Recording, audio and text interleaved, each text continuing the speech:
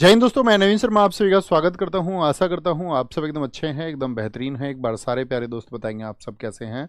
उम्मीद करेंगे बढ़िया होंगे, बेहतरीन होंगे। एक बार कमेंट सेक्शन में एक दिल भेज के ये बताओ कि आप सब एकदम से बढ़िया हैं, गजब जिंदाबाद हैं। दिलीप यादव, सनी, लकी, सुनैना पाल, रिया सिंह, यूवी, सारे प्यारे साथियों का स्वागत है। और दोस्त पिछले सेट के 5 क्वेश्चन के आंसर आप सब लोग करेंगे। रिवीजन आप अच्छे तरीके से करते रहेंगे। उम्मीद करूंगा हर रोज मुझे आपसे कहने की जरूरत नहीं होगी। तो वारली किस राज्य की चित्रकला है, यानी कि कहाँ की साथी आपका वो क्या बोलेंगे आर्ट है, तो आप कहेंगे महाराष्ट्र की है। कहाँ की है? महाराष्ट्र की आर्ट है। कहाँ की है? महाराष्ट्र की आर्ट है जी, महाराष्ट्र की। अंतर्राष्ट्रीय फुटबॉल दिवस कब मनाया जाता है? 25 मई को मनाया जाता है 2024 से। मीटिंग बाय द रिवर किसकी है? विश्व मोहन भट्ट की है। किसकी है? विश्व मोहन भट्ट। आपने कल बताया मोहन भट्ट जी, विश्व मोहन भट्ट। ओके, विश्व मोहन भट्ट। लोकसभा में साथी आपका जनरल कैटेगरी के लिए कितनी सीट है? 412। 84 आपका एससी के लिए और 47 आपका एसटी के लिए है। ओके। तंदूर कोयला क्षेत्र कहाँ पर है? जो तंदूर साथी कोल फील्ड्स हैं वो तेलंगाना में है। कहाँ पर है? तेलंगाना में है। एक बार स्कोर अपना बताएं शुभम भाई, स्कोर बता दो एक बार। बताएंगे जी।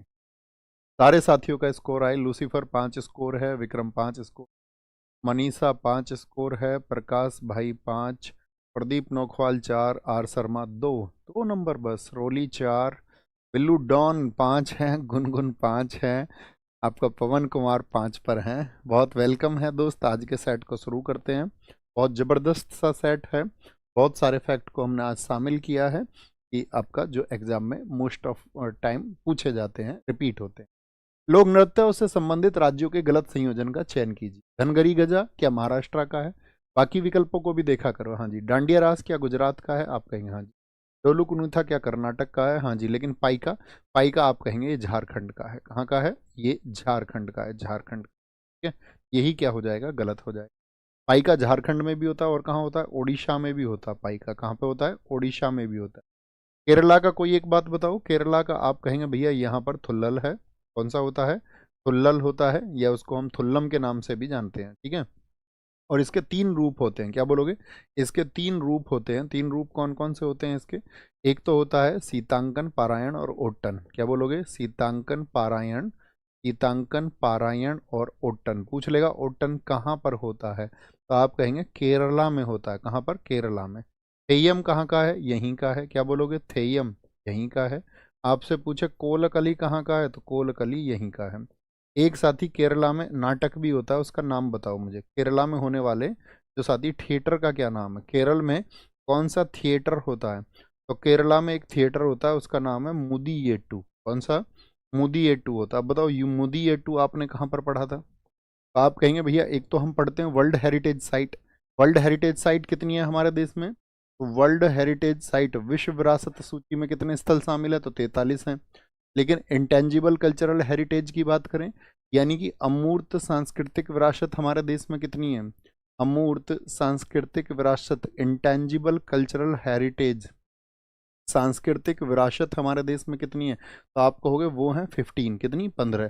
तो उन्हीं 15 में से एक है आपका मुदियेटू। तो बताओ मुदियेटू किस ईयर में शामिल हुआ था? ईयर सबकी तरफ से आए 2010 में। और 2010 में ही और क्या क्या शामिल हुआ था? तो आप कहेंगे एक तो छऊ शामिल हुआ था 2010 में ही। क्या छऊ भी शामिल हुआ था? छऊ कितने स्टेट्स में मैंने आपको बता रखा है। और आपका साथी एक और हुआ था, आपको उसको बोलते हैं राजस्थान का कालबेलिया। क्या? कालबेलिया। कालबेलिया राजस्थान, कालबेलिया। ठीक है, कालबेलिया राजस्थान। ये याद रखना हमेशा। ये दोनों भी कब शामिल हुए हैं? 2010 में। छऊ कितने राज्यों में होता है? 3 राज्यों में होता है। मयूरभंज छऊ कहाँ होता है? उड़ीसा में होता है आपका। पुरुलिया छऊ कहाँ होता है? पश्चिम बंगाल में होता है। ओके। अब हम आपसे पूछेंगे कालबेलिया जो होता है राजस्थान में, राजस्थान में एक आपका सपेरा कम्युनिटी भी जुड़ी हुई है। किससे जुड़ी हुई है? सब लोगों का आंसर आना चाहिए। फिर हम आपसे कुछ डांस यहाँ पर पूछना चाहेंगे, बताना। कुछ डांस पूछेंगे, बताओ जरा। लावणी कहाँ का डांस है? लावणी, नंबर 1 बताओ। लावणी कहाँ का डांस है? लावणी जहाँ का है वहाँ का एक एक डांस और सोचो। ललिता डांस भी यहीं पे होता है, गोरीचा ललिता। पोवाड़ा होता है यहाँ पे, पोवाड़ा यहाँ का म्यूजिक भी है। क्या बोलोगे? पोवाड़ा यहाँ का भैया म्यूजिक भी होता है आपका। लेजिम भी होता है यहाँ पे। क्या होता है? लेजिम डांस भी होता है। लेजिम डांस भी होता है आपका। गफा भी होता है यहाँ पे, गफा भी होता है। बांधिया मुरली भी होता है। बांधिया बोलो या वांधिया बोलो? वांध्या मुरली ये कहाँ के हैं? तो ये भैया जी महाराष्ट्र के हैं। सबका आंसर आया होगा महाराष्ट्र। अपना 1 नंबर जोड़ लेना भैया, एक मेरा ठीक हो गया। दूसरा क्वेश्चन देखते हैं किसका ठीक होता है। रंगबती बताओ कहाँ का डांस है? रंगबती, रंगबती जहाँ का डांस है वहीं का रणपा फोक डांस भी होता है। कौन सा होता है? रणपा, रणपा फोक डांस भी वहीं का है जहाँ का रंगबती है। तो कहाँ का है बताओ? संबलपुरी वहीं का है, Sambalpuri. Black and white dance भी वहीं का होता है। कौन सा? Black and white, black and white dance भी वहीं का होता है। तो ये कहाँ का होता है? आपका ओडिशा के डांस है। ओडिशा के, कहाँ के? ओडिशा के ये फोक डांस है। क्या है? ओडिशा के ये आपका फोक डांसेस हैं, यानी कि वहाँ के लोक नृत्य हैं जो स्थानीय रूप से होते हैं। एक आप हमको बताओ, गिद्धा फोक डांस किस स्टेट में होता है आपका? गिद्धा होता है आपका, धमान होता है, धमान, लुड्डी होता है, लुड्डी होता है आपका, जूली भी यहीं पर होता है, जूली, क्या बोलेंगे? जूली भी यहीं पर होता है आपका, किकली भी यहीं पर होता है। तो ये कहाँ के हैं सब? आप कहोगे भैया ये पंजाब में होते हैं आपका, पंजाब में। 3 नंबर अपने जोड़ो जिसका ठीक है। 4 जोड़ो। चेरी बताओ कहाँ का डांस है? चेरी। चांग बताओ कहाँ का है? गणगौर बताओ, गणगौर, गणगौर। घूमर बताओ, घूमर, घूमर भी वहीं पर होता है आपका। तेरह ताली, तेरह ताली दोनों जगह होता है आपका, यानी एमपी में भी होता है और राजस्थान में भी ये होता है। राजा अपने स्थान पर ताली मार के बुला लेता है सबको। 5वां मुझे बताओ, कोलट्टम कहाँ का है? कोलट्टम, कोलट्टम कहाँ का है? कोलट्टम। यहाँ पे बहुत सारे दोस्त कंफ्यूज हो जाएंगे, लेकिन मईल अट्टम, मईल अट्टम याद है भाई। अट्टम कहाँ की पहचान है? केरल की। लेकिन मईल आ जाए या सिलबट्टम आ जाए, मिल, सिल, थिल, इस तरह के आ जाए तो तुम क्या कहोगे? तुम कहोगे भैया मिल, यानी कि तमिलनाडु से होगा। कहाँ से होगा? तमिलनाडु से होगा। करगम बोल ले, करगम। तो ये सब कहाँ के हैं? ये तमिलनाडु के हैं, तमिलनाडु के हैं। आप मुझे बताओ, मयूर डांस कहाँ पर होता है? मयूर, मयूर डांस कहाँ पर होता है? कजरी कहाँ पर होता है? चरकुला डांस कहाँ पर होता है? चरकुला। तो आप कहेंगे भैया ये सारे डांस हैं आपके कहाँ के? यूपी के डांस है, यूपी के। 7वां क्वेश्चन मुझे बताओ, चांचरी डांस कहाँ पे होता है? चांचरी या लांगवीर डांस, अभी बताए थे मैंने 2 दिन पहले ही आपको। ये लांगवीर कहाँ पर होता है? हारूल कहाँ का है? हारूल। सर्रो डांस भी यहीं पर होता है, सर्रो। तो आप कहेंगे ये उत्तराखंड के डांस है। तो एक बार थम्सअप करके बताओ जिसके 7 में से 7 स्कोर था, थम्सअप करके, जिसने इन सब के आंसर कनेक्ट किए। 7 में से 7 स्कोर किसका था? पक्का। इनमें से कौन सा लोक संगीत नागालैंड से संबंधित नहीं है? फोक म्यूजिक है, फोक डांस नहीं है, फोक म्यूजिक। तो जितने भी, जैसे नाग आ जाए आपकी गली में तो सब क्या करते हैं? ले ले ले ले ले, नाग को ले लो, पकड़ लो इसको, ले ले ले। तो जितने भी लियू होते हैं, जैसे कि नागालैंड में एक लियू और मैं आपको बताऊं, उसका नाम है हेक्यू लियू। जब युद्ध जीत जाते थे ये लोग, युद्ध जीत जाते थे, आफ्टर विनिंग द वॉर, हेक्यू लियू होता। तो ले ले ले, नियोगा नहीं होगा यहाँ पर, क्या बोलेंगे? ये गलत हो जाएगा, क्योंकि नियोगा कहाँ पे होता है? अरुणाचल, और अरुणाचल एक साथ योगा करते हैं, ठीक है? नी योगा कहाँ पर बोलोगे? आपका अरुणाचल हो जाएगा, ठीक है। अच्छा मुझे बताओ, बाउल म्यूजिक कहाँ का है? बाउल, फटाफट से आंसर करें, एक भी क्वेश्चन गलत नहीं होती है। वेस्ट बंगाल में। मांडो म्यूजिक कहाँ का है? मांडो फोक म्यूजिक, मांडो जहाँ पे मांडवी नदी बहती है भैया, गोवा में है। चक्री कहाँ का है बताओ? जहाँ का चक्र तुमको नहीं पता है भैया, वहाँ का चक्कर। भाका संगीत भी होता है यहाँ, भाका, भाका और छकरी जम्मू और कश्मीर के हैं। खूबक ऐसा ही, क्या बोलोगे? खूब, खूबक ऐसा ही। खूब कैस है उसके पास में, क्योंकि उसके पास में है डायमंड। मणिपुर है, मणिपुर, क्या बोलोगे? मणिपुर है। आप मुझे बताओ, वानावुन कहाँ पर होता है? वानावुन, तो वानावुन होता है आपका जम्मू और कश्मीर में, विवाह के टाइम पर। विवाह से याद रख लेना, विवाह जब वहाँ पर शादी होती है। आल्हा म्यूजिक कहाँ का है? आल्हा यूपी में भी होता है आपका, और एमपी में भी होता है, एमपी में भी। भटियाली म्यूजिक बताओ, कितने दोस्त बता सकते हैं? भटियाली कहाँ का है? भटियाली भैया वेस्ट बंगाल का म्यूजिक है। बमिप्ला बताओ जी, कहाँ का म्यूजिक है आपका? तो ये म्यूजिक है आपका केरला का। कहाँ का? केरला का। अवंती म्यूजिक कहाँ का है?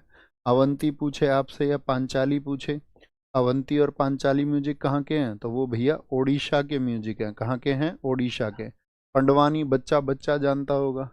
पंडवानी बताओ कहाँ का है? पंडवानी, सबका आंसर है भैया छत्तीसगढ़ का है। कहाँ का? छत्तीसगढ़। बताओ महाभारत के किस कैरेक्टर पर आधारित है? तो भीम पर आधारित है। किस पर? भीम, जो महाभारत, महाभारत में जानते हो ना, भीम, भीम पर ये आधारित है। क्या बोलोगे? भीम पर ये आधारित है। ओके। और पंडवानी की एक साथी आपका प्रसिद्ध कौन आपका व्यक्तित्व है, वो है तीजन बाई। तो तीजन बाई का पूछा था पद्म विभूषण, बताओ कब मिला था इनको। तो इनको पद्म विभूषण मिला था 2019 में। कब मिला था, 2019 में मिला था। आप मुझे बताओ दोस्त, यहाँ पर पंखीड़ा कहाँ का म्यूजिक है, पंखीड़ा। पंख लेके कहाँ खड़े रहते थे सब, राजा के स्थान के किनारे, राजा के स्थान के किनारे। एक मुझे बताओ टप्पा म्यूजिक कहाँ का है, टप्पा। टप्पा भैया पंजाब का म्यूजिक है, कहाँ का, पंजाब का। गोंधल म्यूजिक बता दो, गोंधल म्यूजिक। या भरूद म्यूजिक पूछ ले आपसे, भरूद म्यूजिक, तो ये सब कहाँ के म्यूजिक हैं, ये महाराष्ट्र के म्यूजिक। ठीक है, इनमें से अक्सर आपको ज़्यादातर पता होते हों, हमेशा बस आपको रिकॉल कराने हैं, खुद को रिकॉल कराने हैं। नेक्स्ट, आगे बोलो जी, बोलो जी। कदम रसूल मस्जिद जिसका निर्माण ईंटों और काले संगमरमर के कारण वर्णित किया जाता है। कदम रसूल मस्जिद, कदम रसूल मस्जिद है 1530 की। कब की है, 1530 की मस्जिद है। और इसका निर्माण करवाया था आपका नुसरत शाह ने। किसने, नुसरत शाह ने इसको बनवाया था। तो ये साथी आपका मस्जिद कहाँ पर है, पूर्णिया में, बिहार में, अलवर राजस्थान में, मांडू में है, ये आपका या गौर में। गौर में पड़ता है ये आपका, मालदा वेस्ट बंगाल में। कहाँ पर, गौर में ये स्थित है, गौर में स्थित है। आप मुझे बताओ अढ़ाई दिन का झोपड़ा जो मस्जिद है वो कहाँ पर है, अढ़ाई दिन का झोपड़ा। अढ़ाई दिन का झोपड़ा मुझे बताइए फटाफट से, जिसको किसने बनवाया था, आपका जो गुलाम वंश का संस्थापक था उसने इसको बनवाया, ऐबक ने। ये कहाँ पर है, ये भी एक मस्जिद है। कभी पूछे ना अढ़ाई दिन का झोपड़ा क्या है, तो आप कहेंगे एक मस्जिद है। काबुली बाग मस्जिद बताओ कहाँ पर है, काबुली बाग मस्जिद कहाँ पर है, काबुली बाग मॉस्क कहाँ पर है, काबुली बाग मॉस्क आपका क्या बोलेंगे कहाँ पर स्थित है, तो ये कहाँ पर है आपका, पानीपत में स्थित है। कहाँ पर है, पानीपत हरियाणा में स्थित है। खैरुल मस्जिद बताओ मुझे कहाँ पर है, खैरुल मस्जिद, खैरुल मस्जिद कहाँ पर स्थित है, खैरुल एक पुस्तकालय भी है। तो खैरुल मस्जिद साथी नई दिल्ली में, नई दिल्ली में, क्या बोलोगे, नई दिल्ली में। अटाला मस्जिद कहाँ पर है, बताओ जी, अटाला मस्जिद कहाँ पर स्थित है। तो अटाला मस्जिद है आपकी जौनपुर, यूपी में स्थित है। कहाँ पर है, जौनपुर में स्थित है, जौनपुर में। नगीना मस्जिद बताओ, नगीना मस्जिद कहाँ पर है, नगीना, नगीना सारे साथियों का आंसर आए। और मक्का मस्जिद कहाँ पर है, क्या बोलोगे, मक्का मस्जिद कहाँ पर है। तो नगीना मस्जिद तो है आगरा में, आगरा में स्थित है। और मक्का मस्जिद भारत में पूछ रहा है, तो भारत में कहाँ पर है, हैदराबाद में है। कहाँ पर है, हैदराबाद में स्थित है आपका मक्का मस्जिद। क्या बोलेंगे, मक्का मस्जिद हैदराबाद में स्थित है। नेक्स्ट, बौचे एक पारंपरिक दूल्हे की तलवार है। दूल्हे को नहीं देते युद्ध के लिए जा रहा हो, चाकू या तलवार लगा के भेज देते हैं उसको, देखा तुमने। एक पारंपरिक दूल्हे की तलवार है जिसे आदिवासी विवाह के दौरान पहना जाता है। तो बोचे ये साथी कहाँ का एक आपका मतलब ड्रेस के साथ में पहना जाता है, तो ये है आपका अरुणाचल प्रदेश का ड्रेस। जानते हो सारी, बताओ जरा। रहीदे कहाँ की ड्रेस है, रहीदे अभी पूछा गया था आपका पिछले वाले उसमें एसएससी जेई में। तो रहीदे कहाँ की ड्रेस है, रहीदे है हिमाचल प्रदेश की ड्रेस। मेखला चादर बताओ, बहुत पूछी जाती है, मेखला चादर कहाँ की ड्रेस है, मेखला चादर असम में खला के आ गया, असम, असम की है। फेरन आर्मी वाले कहाँ पर फेर देते हैं, फेरन है जम्मू और कश्मीर में। नववारी साड़ी बताओ, नववारी कहाँ पर पहनी जाती है ड्रेस, नववारी कहाँ पर है आपका, महाराष्ट्र में और गोवा में। कितने गज की होती है, 9 गज की साड़ी होती है, 9 गज की। जिया सेन ड्रेस कहाँ पर पहनी जाती है, जिया सेन ड्रेस कहाँ पर पहनी जाती है, तो जिया सेन मेघालय में। रीशा ड्रेस कहाँ पर पहनी जाती है, रीशा, रीशा ड्रेस, रीशा जो परिधान है ये कहाँ के हैं साथी, त्रिपुरा के हैं। क्या बोलोगे, त्रिपुरा के। कांजीवरम साड़ियाँ कहाँ पर पहनी जाती हैं बताओ देश में, कांजीवरम साड़ियाँ, तो कांजीवरम है तमिलनाडु की। क्या बोलोगे, तमिलनाडु की। मुझे बताओ पटोला कहाँ पर पहनी जाती है ड्रेस, पटोला ड्रेस, पटोला, तो पटोला ड्रेस है आपका गुजरात की। कहाँ की है, पटोला गुजरात की ड्रेस है। एक मुझे बताओ कसावू साड़ी कहाँ पर पहनी जाती है, कसावू। मुझे बताओ संबलपुरी साड़ियाँ कहाँ पर पहनी जाती हैं, संबलपुरी। पैठनी साड़ियाँ बताओ कहाँ पर पहनी जाती है, कौन सी, पैठनी साड़ियाँ, पैठनी साड़ियाँ कहाँ पर पहनी जाती हैं। एक पुआन ड्रेस बताओ कहाँ पर पहनी जाती है, पुआन ड्रेस। तो कसावू साड़ी कहाँ की है, केरला की है। संबलपुरी जो साड़ियाँ है और ये डांस भी आपका उड़ीसा का। पैठनी महाराष्ट्र की हैं और पुआन है मिजोरम की। आप मुझे बताओ पुआन मिजोरम की होगी। इलकल साड़ियाँ कहाँ की हैं, इलकल, बहुत अच्छे से याद कराई थी मैंने। इल हो गए अब कल काम करूंगी का मतलब नाटक कर रही है, कर्नाटक। क्या बोलोगे, इलकल साड़ियाँ कहाँ की हैं, वो कर्नाटका की हैं। कहाँ की हैं, वो साथी आपका कर्नाटका की हैं। ये ड्रेस अक्सर पूछी जाती है। राष्ट्रीय हैंडलूम दिवस, हैंडलूम बोले तो हथकरघा दिवस किस दिन मनाया जाता है, बोलेंगे भी फटाफट से, क्या बोलेंगे? हैंडलूम दिवस, हैंडलूम अर्थात आपका हथकरघा दिवस, इसको हमेशा याद रख लेना, हथकरघा, हाथ से ही भाला भी फेंका गया इसी दिन, तो ये सेम डे है। भाला फेंक दिवस भी कब मनता है आपका, तो ये 7 अगस्त को। कौन सा? राष्ट्रीय नेशनल जैवलिन थ्रो, राष्ट्रीय भाला फेंक दिवस, नेशनल जैवलिन थ्रो डे कब मनता है? जैवलिन थ्रो डे कब मनाया जाता है आपका, तो 7 अगस्त को मनता है, 7 अगस्त। 20 अगस्त को आपका इंटरनेशनल मॉस्कीटो डे, अंतर्राष्ट्रीय मच्छर दिवस मनाया जाता है। क्या मनता है? मच्छर दिवस मनता है, मच्छर दिवस मनता है, मच्छर दिवस। 18 नवंबर हम नहीं जानते। 15 सितंबर आपका इस दिन मनता है नेशनल इंजीनियर्स डे, राष्ट्रीय राष्ट्रीय engineer day, national engineer day यानी राष्ट्रीय अभियंता दिवस को मनाया जाता है, राष्ट्रीय अभियंता दिवस को साथ ही मनाया जाता है।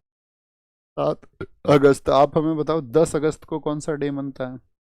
10 अगस्त को मनता है international lion day, lion day, अंतर्राष्ट्रीय शेर दिवस मनता है 10 अगस्त को। 12 अगस्त को बताओ, 12 अगस्त को मनता है आपका, 12 अगस्त को मनता है अंतर्राष्ट्रीय युवा दिवस, युवा प्लस हाथी दिवस भी इसी दिन मनता है। देखो इसमें कभी कंफ्यूज मत होना, अगर पूछ ले नेशनल यूथ डे कब मनता है, राष्ट्रीय युवा दिवस, सबका आंसर आए तभी हम आगे बढ़ेंगे, नहीं तो क्लास को अभी बंद कर देंगे। बताओ जी फटाफट से, राष्ट्रीय युवा दिवस कब मनता है? सब लोगों का आंसर आए, अतिरिक्त बातें कोई नहीं दोस्त, अतिरिक्त बातें कोई नहीं। 12 जनवरी को जॉन्टी चौहान जी ने सबसे पहले, हर क्लास में आपका 5 टॉपर घोषित करेंगे, आज के जॉन्टी पहले टॉपर घोषित हो चुके हैं 12 अगस्त को।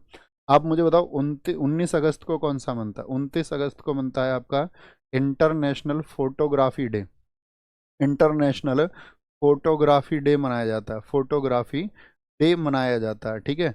और इसी दिन मनता है आपका मानवतावादी दिवस, ह्यूमनिटेरियन दिवस मनता है आपका, ठीक है। मानवतावादी, मानवतावादी दिवस है, ह्यूमनिटेरियन डे भी इस दिन मनता है। अच्छा, अगस्त के बाद में आप हमें सितंबर बता सकते हो क्या? बोलो, दोनों सीट पे बैठ के 2 सितंबर को क्या किएंगे भैया? नारियल पानी पिएंगे। International, international coconut day, coconut का मतलब नारियल, कोकोनट अर्थात नारियल दिवस मनता है कब आपका? 2 सितंबर को। किसको? 2 सितंबर को मनता है। 8 सितंबर को बताओ, इसको तो सब जानते होंगे, इंटरनेशनल लिटरेसी डे, अंतर्राष्ट्रीय, अंतर्राष्ट्रीय क्या बोलेंगे, साक्षरता दिवस। अभी बताओ पूर्ण साक्षर राज्य कौन सा बन गया भारत का? अंतर्राष्ट्रीय साक्षरता दिवस मनाया जाता है, इंटरनेशनल साक्षरता कब? 8 सितंबर को। आप मुझे बताओ 23 सितंबर को क्या मनता है? 23 सितंबर को मनता है आपका दोस्त अंतर्राष्ट्रीय सांकेतिक भाषा दिवस, यानी कि symbolic, symbolic, symbolic language day मनता है, सांकेतिक भाषा दिवस मनता है, सांकेतिक भाषा, सिंबोलिक लैंग्वेज डे मनता है 23 सितंबर को। 27 सितंबर को क्या मनता है? दोनों साथ में सीट पे बैठ के क्या करेंगे? आपका इंटरनेशनल टूरिज्म के लिए अंतर्राष्ट्रीय पर्यटन पर जाएंगे, अंतर्राष्ट्रीय पर्यटन दिवस मनता है आपका, ये आपको पता होनी चाहिए। अंतर्राष्ट्रीय पर्यटन दिवस मनाया जाता है, अंतर्राष्ट्रीय पर्यटन दिवस बोलेंगे अभी फटाफट से। नेक्स्ट आगे आएंगे। डॉक्टर बीसी रॉय ट्रॉफी एक भारतीय फुटबॉल टूर्नामेंट है जो के लिए है, अतिरिक्त बातें करते हुए कोई ना मिले, सर मुझे नींद आती है, वो इनको ब्लॉक कर दिया करो। तो पढ़ने का मन नहीं हो तो मुक्ति दे दो एकदम से, फिर वो चुपचाप पढ़ पाएगा, कमेंट नहीं करेगा तो पढ़ता रहेगा चुप। जब तक उसको लगेगा ना मेरा कमेंट जा रहा है और पढ़ा जाएगा, तब तक वो पढ़ेगा नहीं। जो फोकस करे आंसर पर सिर्फ वो, इसके अतिरिक्त कोई नहीं।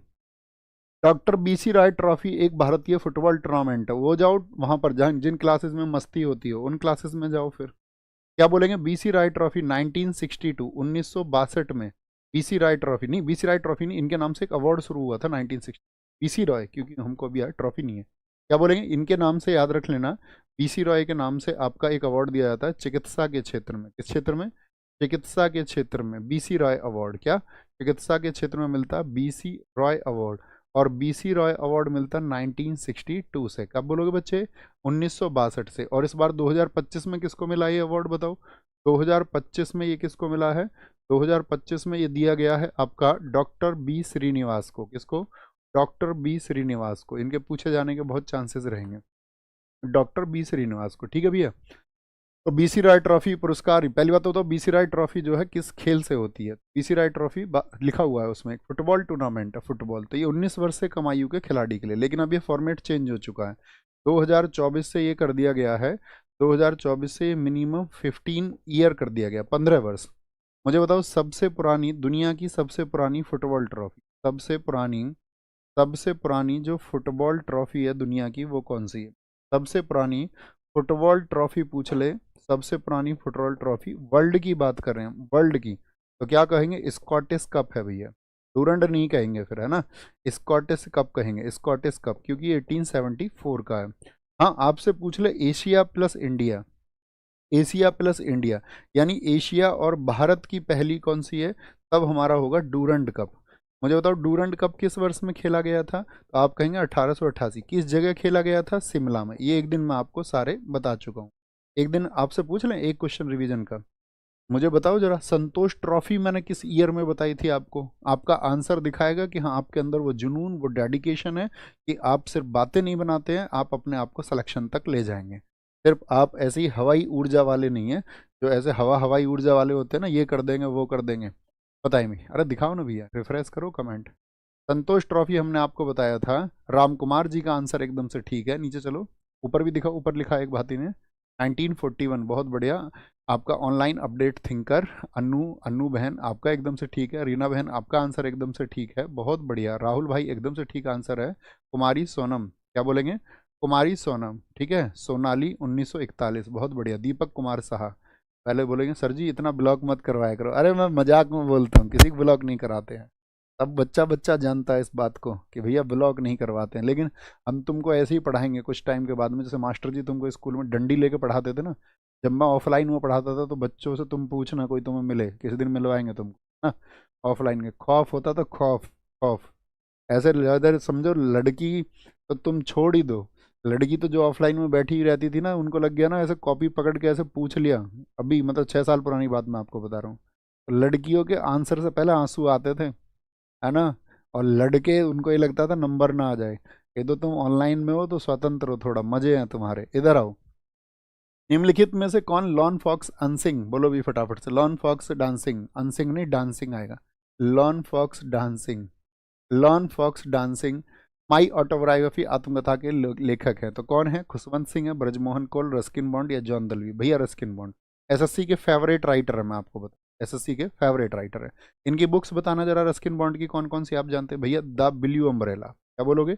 द ब्लू अम्ब्रेला इनकी बुक है, द ब्लू अम्ब्रेला इनकी बुक है। साहित्य अकादमी इनको 1992 में मिला था। और इनकी एक बुक है the room on the roof. एक आप भी बताओ भैया, the room on the roof किसकी है? वो इन्हीं की है, the room on the roof. Angry river किसकी है? एंग्री रिवर, अभी रिसेंट में भी इन्होंने एक बुक लिखी थी 2025 में, वो बता सकते हो? चेरी ट्री पूछ ले आपसे, चेरी ट्री किसकी है? चेरी ट्री भी इन्हीं की बुक है, चेरी ट्री। द टनल पूछ ले आपसे, द टनल किसकी बुक है? द टनल, द टनल इन्हीं की बुक है। दिल्ली इज नॉट फार, इनमें से एक भी ऐसी नहीं है जो नहीं पूछा। Delhi is not far, Delhi is not far आपका। Dust on the mountain, dust on the mountain, क्या बोलोगे? Dust on the mountain. अभी रस्किन बॉन्ड की अगर हम बात करते हैं, इनको अभी 2024 में इनकी बहुत चर्चित पुस्तक रही थी 2024 में, हाउ टू बी हैप्पी। बताओ, हाउ टू बी हैप्पी। आप कहेंगे भैया ये खरीदनी नहीं पड़ती, ये तो अवेयरनेस से आती है। 2025, क्या बोलोगे? 2025 से अनोदर डे इन लैंडूर, क्या बोलोगे? Another, another day in, another day in Landour. आगे एसएससी में सबसे ज़्यादा चांसेस इसके पूछे जाने के रहेंगे, ठीक है। और 2023 की खूब पूछी गई, 2023 के एसएससी के एग्जाम्स में, द गोल्डन ईयर्स, क्या द गोल्डन ईयर्स किसकी है? वो गोल्डन ईयर्स इन्हीं की किताब है, गोल्डन ईयर्स इन्हीं की किताब है। जरा देखना भाई साहब, नाम जॉन दलवी। तो जॉन दलवी आप जानते हो जरा इनकी बुक कौन सी है? इनकी बुक है भैया हिमालयन ब्लंडर। कौन सी बुक है? हिमालयन ब्लंडर किसकी बुक है? इन्हीं की बुक। हिमालयन ब्लंडर बुक किसकी है? इन्हीं की बुक है, Himalayan blunder. Brajmohan Kaul Bharat China युद्ध के टाइम पे जनरल स्टाफ थे, भारत चाइना। अच्छा बताओ, भारत चाइना युद्ध कब हुआ था? 1962 में हुआ था, 1962। खुशवंत सिंह ने कौन सी किताब लिखी है बहुत चर्चित? इनकी किताब का नाम है ट्रेन टू पाकिस्तान। ये किताब कभी तुम पढ़ना, ये भारत पाकिस्तान के विभाजन के ऊपर किताब है, अपनी विश लिस्ट में लिख दो इसको, ए ट्रेन टू पाकिस्तान। ब्रजमोहन कौल ने भी ऐसी किताब लिखी है, मतलब वो चाइना से जब युद्ध हुआ था तो उन्होंने लिखा था पाकिस्तान से टकरा, पूछा नहीं जाएगा, नेवर। निम्नलिखित में से कौन सा कथन सही है? संविधान के अनुच्छेद 108 द्वारा लोकसभा और यहाँ पर जो आपका ज्वाइंट सेशन होता है वो आर्टिकल 108 में होता है। जी भैया एकदम से ठीक है। लोकसभा और राज्यसभा की जो पहली संयुक्त बैठक थी, पहली बात तो संयुक्त बैठक कब बुलाई जाती है, जो गतिरोध हो, लोकसभा और राज्यसभा में आपस में उनके मतलब मतों में अंतर हो, है ना। तो पहली क्या 1961 में हुई थी, आप कहोगे जी भैया 1961 में हुई थी। किस लिए आई थी ये आई थी डोरी प्रोहिबिशन के लिए, अर्थात ये आई थी आपका दहेज प्रतिषेध के लिए। किसके लिए आई थी, दोहरी प्रोहिबिटेड करने के लिए, दहेज प्रतिषेध।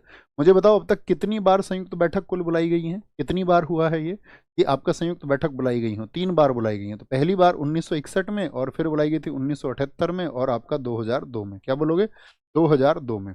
जब कभी भी संयुक्त बैठक बुलाई जाएगी तो संयुक्त बैठक कौन बुलाएगा, हु विल कॉल, बुलाता कौन है बताओ।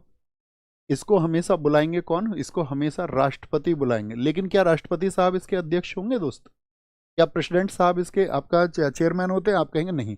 इसके जो अध्यक्ष होते हैं वो होते हैं लोकसभा के अध्यक्ष, यानी कि लोकसभा के स्पीकर। और लोकसभा के स्पीकर इफ नॉट अवेलेबल, अगर ये आपका उपलब्ध नहीं है तो फिर कौन होंगे, फिर होंगे आपका यहाँ पर डिप्टी स्पीकर। यानी कि डिप्टी स्पीकर का मतलब क्या हो गया, ये भी कहाँ होते हैं, लोकसभा में, स्पीकर लोकसभा में होते हैं।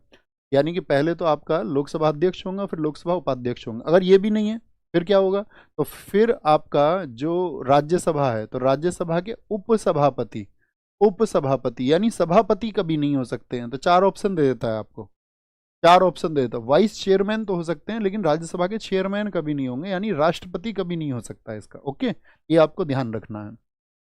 तो उपराष्ट्रपति दोनों सदनों की संयुक्त बैठक ये बुला भी नहीं सकते भैया, क्या बोलेंगे, ये कभी भी बुला नहीं सकते, ये बात याद रखेंगे। क्या होगा, 1 और 2, ये पूछा ना कौन सा सही है, हाँ 1 और 2 सही हो जाए।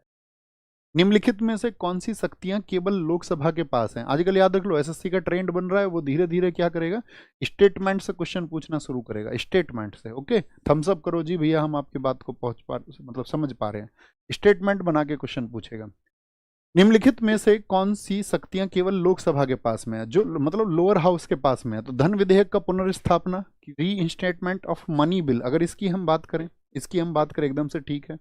आपातकाल की उद्घोषणा, देखो आपातकाल ऐसे सिर्फ लोकसभा नहीं लगा सकती, इसके लिए इमरजेंसी जो लगेगी लोकसभा और राज्यसभा दोनों की सहमति से जाएगा। मुझे बताओ हमारे देश में कितने प्रकार की इमरजेंसी हैं, 3 तरह की। किस किस आर्टिकल में, तो कभी भी अगर इमरजेंसी आपसे पूछे, इमरजेंसी अगर बेसिक बात करें तो इमरजेंसी कितनी होती है, एक तो नेशनल इमरजेंसी होती है, राष्ट्रीय आपातकाल, एक आपका स्टेट इमरजेंसी होती है इसको प्रेसिडेंट रूल बोलते हैं, और एक फाइनेंशियल इमरजेंसी होती है इसको हम वित्तीय आपातकाल कहते हैं। तो ये किस में आता है आपका नेशनल इमरजेंसी, आर्टिकल 352 में आ जाता है। कितनी बार लगाया राष्ट्रीय आपातकाल, राष्ट्रीय आपातकाल कितनी बार लगाया, 3 बार लगाया। कितनी बार लगाया, 3 बार लगाया। इसमें तीसरा वाला जो वो सबसे इंपॉर्टेंट है। स्टेट इमरजेंसी की बात करें, ये आपका कभी भी लग जाता है, इसी को बोलते हैं प्रेसिडेंट रूल, अर्थात राष्ट्रपति शासन इसको कहते हैं। क्या बोलते हैं इसको, राष्ट्रपति शासन कहते हैं। और फाइनेंशियल इमरजेंसी ये किस में है, ये आर्टिकल 360 में है। और ये किस में है आपका स्टेट इमरजेंसी, ये 356 में है, 356 में। मुझे बताओ फाइनेंशियल इमरजेंसी क्या लगी है हमारे देश में कभी, तो आप कहेंगे फाइनेंशियल इमरजेंसी कभी नहीं लगी भैया, कभी नहीं, कभी नहीं। तो मंत्रिपरिषद के विरुद्ध अविश्वास प्रस्ताव यदि लेके आना तो नो कॉन्फिडेंस मोशन, हाँ जी, बहुमत क्योंकि लोकसभा में ही तो रहता है, तो ये एकदम से सही बात है, तो लोकसभा में ही आएगा। राष्ट्रपति पर महाभियोग चलाने के लिए नहीं भैया, दोनों सदनों की जरूरत होगी, लोकसभा और राज्यसभा। किस सदन में शुरू करेंगे बताओ पहले, हमने इसी सीरीज में आपको बताया था कि राष्ट्रपति पर इम्पीचमेंट प्रोसेस किस सदन से शुरू होता है, लोकसभा से शुरू होगा या राज्यसभा, या किसी से भी कर दें, मर्जी है भैया, किसी से भी। तो क्या बोलेंगे, किसी भी, किसी भी, किसी भी, बहुत बढ़िया। तो क्या हो जाएगा, ठीक 1 और 3, तुम जबरदस्त होते जा रहे हो यार, ठीक है। अच्छा मुझे बताओ, जो धन विधेयक है उसकी डेफिनेशन किस आर्टिकल में बताई गई है, जो मनी बिल है, अगर हम बात करें आपसे धन विधेयक की, तो धन विधेयक की परिभाषा किस आर्टिकल में है, तो धन विधेयक की जो डेफिनेशन है मनी बिल, मनी बिल को डिफाइन किया गया है कहाँ पर, मनी बिल को डिफाइन किया गया है आर्टिकल 110 में। लेकिन मुझे बताओ जो धन विधेयक होता है लोकसभा में, लोकसभा में जब ये पारित होता है तो किस आर्टिकल से होता है, passed in Lok Sabha in article 109, ये प्रोसेस 109 में बताया गया है। क्या बोलेंगे, 109 में बताया गया है। क्या अब आपसे कुछ स्टेटमेंट पूछ लूं, यही पूछ लेते हैं। मुझे बताओ, जैसे कि मैं आपसे पूछूं, जितने भी आपका फाइनेंस बिल हैं, जितने भी हमारे फाइनेंस बिल होते हैं, फाइनेंस बिल, क्या वो सभी मनी बिल होते हैं, यस और नो। क्या जितने भी फाइनेंस बिल हैं उन सबको हम मनी बिल कह सकते हैं, आप मुझे बताएं यस और नो, बोले भी। जितने भी फाइनेंस बिल यानी जितने भी वित्त विधेयक हैं, क्या वो सभी धन विधेयक हो सकते हैं, क्या सभी वित्त विधेयक धन विधेयक होते हैं? आप कह रहे हैं नो, सारे लोग नो कह रहे हैं भाई, सारे लोग नो कह रहे हैं, no no no no no, गलत कह रहे हैं। यानी कि आप कह रहे हैं कि सभी वित्त विधेयक धन विधेयक नहीं होते। अच्छा, दूसरा स्टेटमेंट आपसे पूछते हैं, क्या बोलेंगे? क्या बोलेंगे? धन विधेयक क्या बोलेंगे आपका? जितने भी धन विधेयक हैं क्या वो सभी वित्त विधेयक होते हैं? इस स्टेटमेंट को बताओ, हाँ या ना, हाँ या ना, कौन सा ठीक होगा? अरे बुद्धू,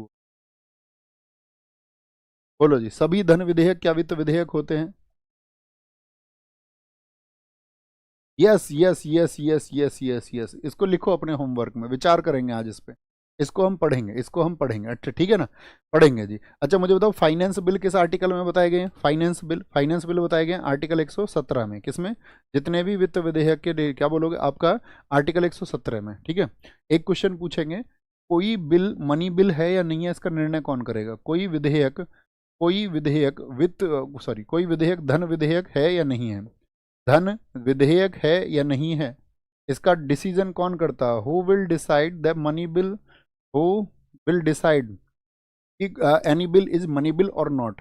कोई धन विधेयक जो है वो धन विधेयक है या नहीं है या नहीं है, तो ये हमेशा कौन देखेंगे? तो लोकसभा में पारित होता तो लोकसभा स्पीकर देखते हैं इस बात को, यानी कि लोकसभा अध्यक्ष उसको देखेंगे। कौन देखेंगे?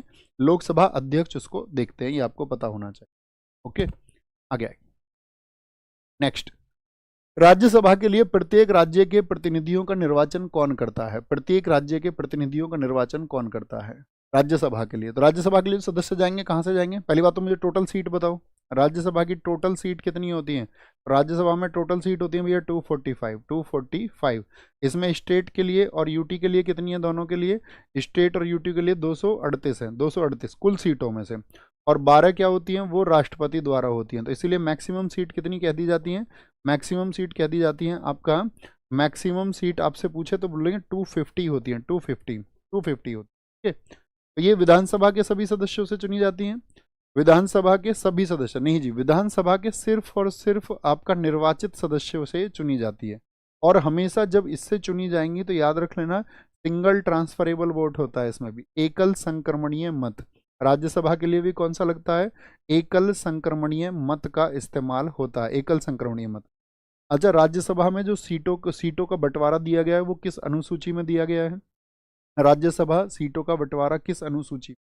सबका आंसर है, तो याद रखना, जितनी भी राज्यसभा की सीट हैं उन सबको किस आधार पर दिया जाता है? पॉपुलेशन के बेसिस पर, जनसंख्या के आधार पर। जहाँ की आपका पॉपुलेशन ज़्यादा होगी वहाँ पे राज्यसभा की सीटें क्या हो जाएंगी? ज़्यादा हो जाएंगी। तो राज्यसभा की जितनी भी सीट हैं ये आती हैं आपका 4th शेड्यूल में, क्या बोलोगे? चौथी अनुसूची इसको बताया गया, चौथी अनुसूची में बताया गया है, ठीक है।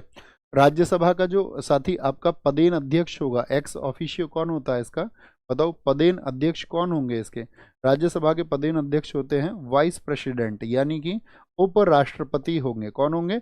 उपराष्ट्रपति होंगे। किस आर्टिकल से होंगे? आर्टिकल 64 से। किससे? आर्टिकल 64 से होते हैं। राज्यसभा का पुराना नाम बताओ दोस्त हमको, राज्यसभा को पहले किस नाम से जानते थे? राज्यसभा का पुराना नाम क्या था? राज्यसभा का पुराना नाम हुआ करता था आपका, क्या बोलेंगे? काउंसिल ऑफ स्टेट्स, राज्यों की परिषद। क्या बोलते थे? Council of states, council of states. भैया कब से? तो ये नाम जो इनको दिया गया है राज्यसभा को, ये 1954 से दिया गया है, 1954, 23 अगस्त से। कब? 23 अगस्त 1954 से इसको नया नाम दिया गया, ठीक है, नया नाम।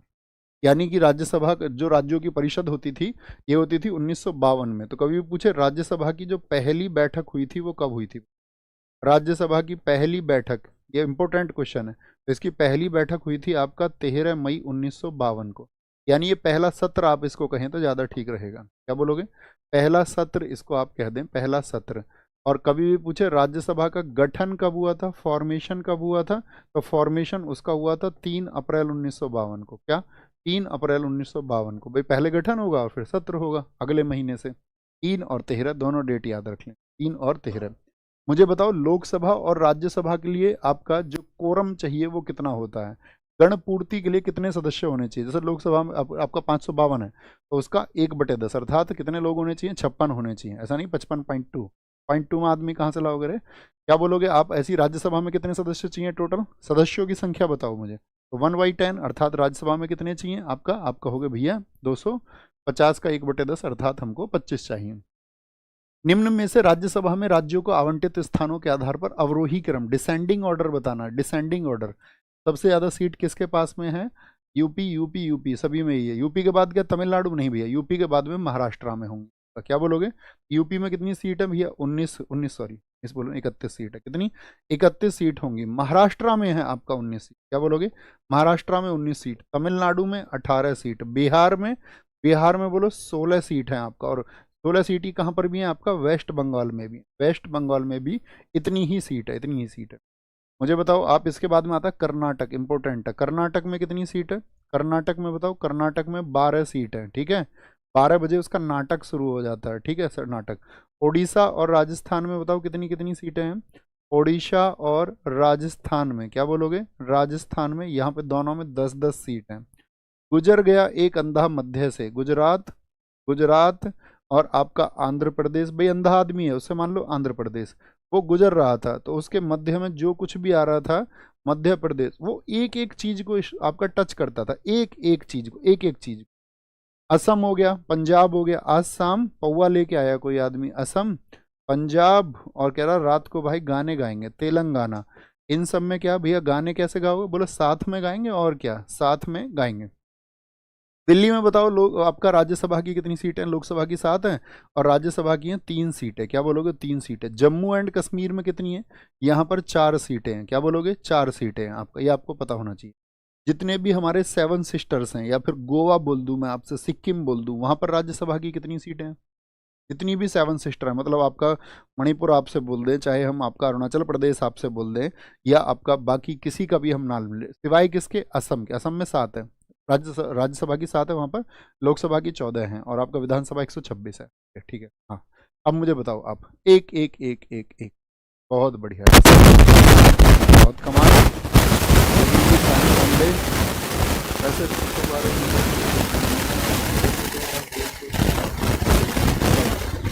दक्षिण अफ्रीका में रहने की अवधि में महात्मा गांधी ने निम्न में से जिस पत्रिका का प्रकाशन किया उसका नाम था? क्या बोलेंगे? उसका नाम क्या था? नवजीवन था, इंडिया गजट था, अफ्रीकन था, या इंडियन ओपिनियन था? बताओ। Voice voice voice voice. भाई साहब आवाज नहीं आ रही।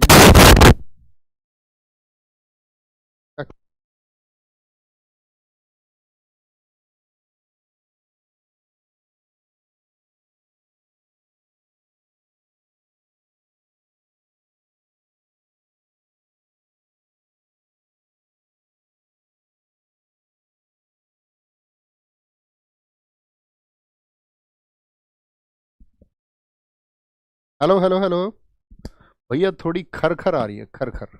अभी एक बार देखो, क्या खर खर? मजाक तो नहीं करने लग जाते? अभी ठीक है, थम्स अप करके बताएं बॉस।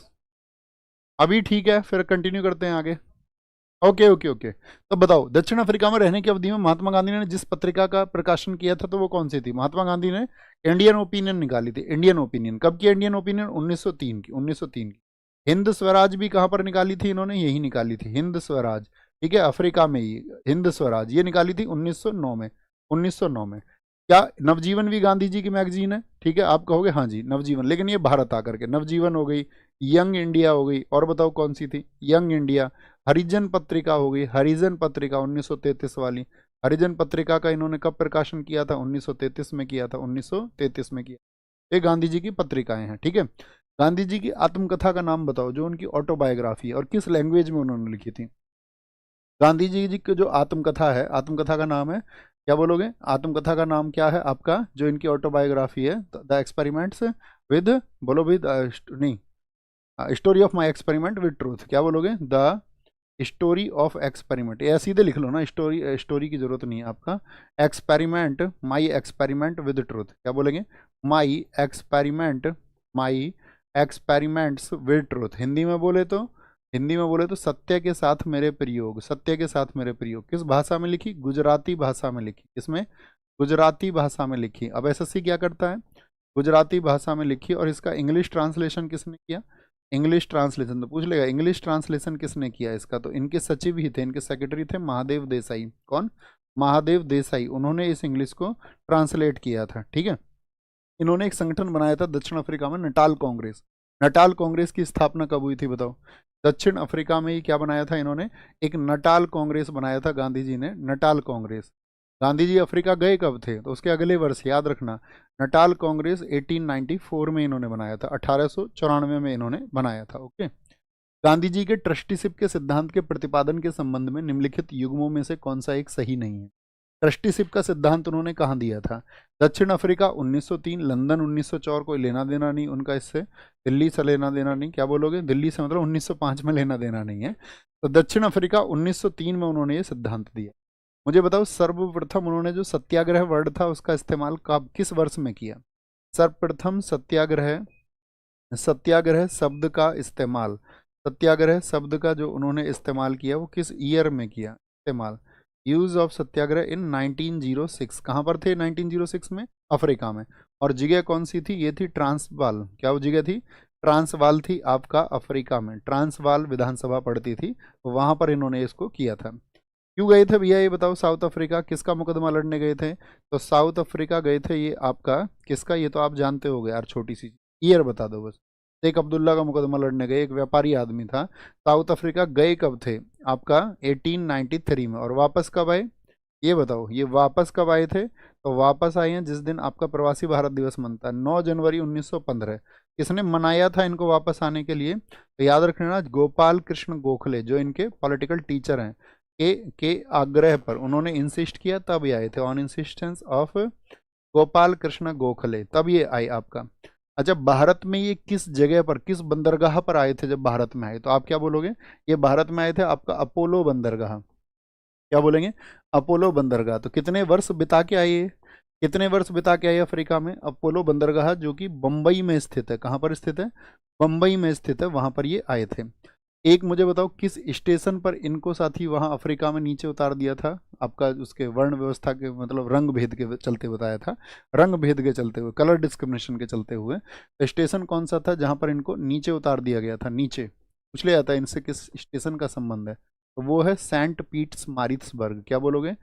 सेंट पीट्स मारिट्सबर्ग, ठीक है, मारिट्सबर्ग। जब ये कहाँ जा रहे हैं? जोहानसबर्ग से आपका डरबन के बीच की यात्रा पर थे, तब इनको उतार दिया गया था। मुझे बताओ, गांधी जी पहली बार जेल कब गए थे? गांधी जी पहली बार जेल किस वर्ष में गए थे? तो पहली बार जेल गए थे 1908 में। ये सब घटनाएं कहाँ की हैं? ये अफ्रीका की घटनाएं हैं। कहाँ की? अफ्रीका की घटनाएं हैं। बहुत बढ़िया जी। छोटा बच्चा कह रहे हैं फिनिक्स आश्रम की स्थापना 1904 में हुई। अरे वाह, कमाल।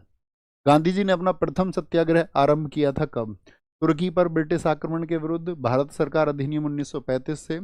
अपना प्रथम सत्याग्रह, तो यहाँ पर क्या है आपका? रॉलेट एक्ट के विरुद्ध।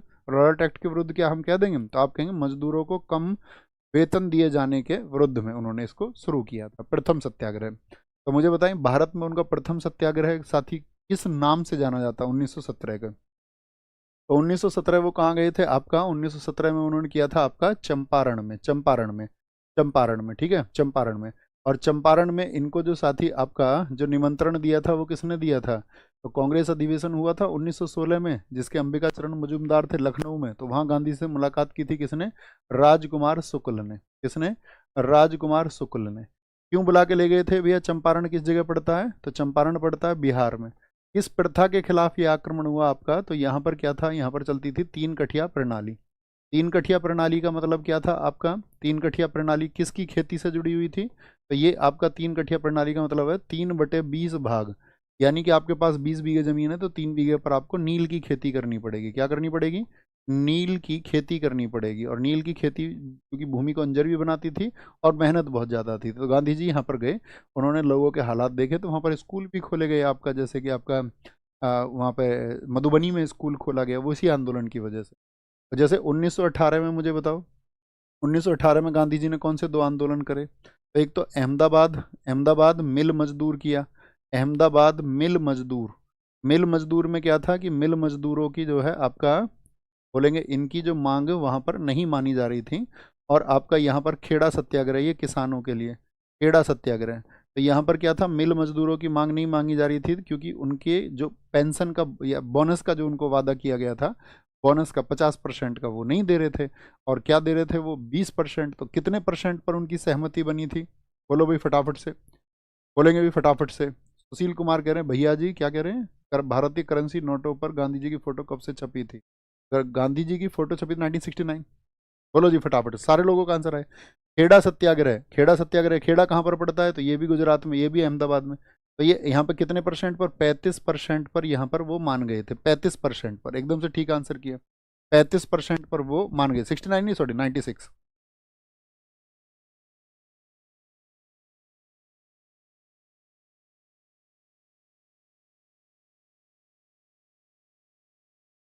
35% पर। फिर इसके बाद में 1920 में कौन सा आंदोलन चला था? असहयोग आंदोलन। असहयोग आंदोलन। असहयोग आंदोलन का मतलब क्या था? Non cooperation movement. ये क्या था? ये प्रथम साथी आपका पब्लिक प्रोटेस्ट था। ये प्रथम जन आंदोलन है, इसको बोला जाता है प्रथम जन आंदोलन। प्रथम जन आंदोलन किया जाता है। इसमें गांधी जी ने क्या बोला था? 1 अगस्त 1920 को कितने दिन में स्वराज पालेंगे?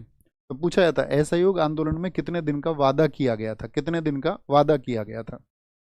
सारे लोग बोलो कितने दिन का वादा किया गया था? 1 वर्ष का वादा किया गया था। 1 वर्ष का वादा किया गया था, ठीक है। बोलेंगे भी फटाफट से, सारे लोग आंसर करें। बहुत बढ़िया, 1 वर्ष का वादा किया गया। लेकिन असहयोग आंदोलन खत्म किसकी वजह से हुआ था? चोरी चोरा की वजह से। किसकी वजह से? चोरी चोरा की वजह से। और एक चला था सविनय अवज्ञा। सविनय अवज्ञा किस वर्ष से चला था बताओ? सविनय अवज्ञा कब तक चलता रहा था? ये चला था आपका, इसी के दौरान दांडी मार्च वगैरह ये हुआ। ये 1930 से 34 तक चला था, 1930 से 34। आप मुझे बताओ, अगर हम आपसे पूछे व्यक्तिगत सत्याग्रह कब चला था? व्यक्तिगत सत्याग्रह कब चला था? व्यक्तिगत सत्याग्रह तो ये चला था आपका 1940 में, 1940 में। आपसे पूछे भारत छोड़ो आंदोलन कब चला था देश में? भारत छोड़ो आंदोलन, डेट बताओ इसकी, डेट पूछी जाती है। क्विट इंडिया मूवमेंट, तो क्विट इंडिया मूवमेंट चला था आपका 8 अगस्त। एसएससी इसको 8 अगस्त मानता है, यूपी के एग्जाम्स में इसको कई बार 9 अगस्त माना गया है, ठीक है। तो ये 1942 में, 1942 में। नेक्स्ट आगे आएगा। महात्मा गांधी ने अहमदाबाद में साबरमती आश्रम की स्थापना कब की थी? अहमदाबाद में साबरमती आश्रम की स्थापना कब की? 1915, 1916, 1917, 1918? 1917 में। दरअसल में ये पहले कहाँ था आश्रम? ये 1915 में कोचरम में था। 1915 में इसको कोचरम में स्थापित किया गया था, साबरमती के पास में ही। लेकिन बाद में फिर कहाँ लेके आए? 1917 में साबरमती लेके आए। ये गांधी जी का पहला आश्रम था। इसके बाद में गांधी जी ने सेवाग्राम आश्रम बनाया। सेवाग्राम कहाँ पर था? सेवाग्राम आश्रम था आपका महाराष्ट्र के वर्धा में। पूछा जाता है महाराष्ट्र के वर्धा में। किस वर्ष में बनाया था? 1936 में बनाया था। जैसे एक बच्चे ने अभी बताया था, उन्होंने विदेश में भी, जब वो वहाँ आपका कहाँ पर अफ्रीका में थे, तो उन्होंने फिनिक्स आश्रम की स्थापना की थी। किस ईयर में? 1904 में। कहाँ पर था ये? डरबन में। डरबन, डरबन बोले तो साउथ अफ्रीका में। कहाँ पर? साउथ अफ्रीका में था। आपसे हम पूछे टॉलस्टॉय फार्म गांधी जी ने कहाँ पर स्थापित किया था? जगह का नाम बताओ। टॉलस्टॉय फार्म गांधी जी ने कहाँ पर स्थापित किया था? टॉलस्टॉय फार्म स्थापित किया था 1910 में, साउथ अफ्रीका में। कहाँ पर? साउथ अफ्रीका में स्थापित किया। भारत का पहला नाभिक, ये सब चीज तो बताने की जरूरत नहीं है, एक बार नो लिखो। गांधी जी का जन्म कब हुआ था भैया? 2 अक्टूबर 1869 को हुआ, ठीक है। बोलो भाई फटाफट से। भैया आप 40 लिख दिए हैं, प्लीज देख लीजिए कहाँ पर लिख दिया 40। क्या 40 लिख दिया है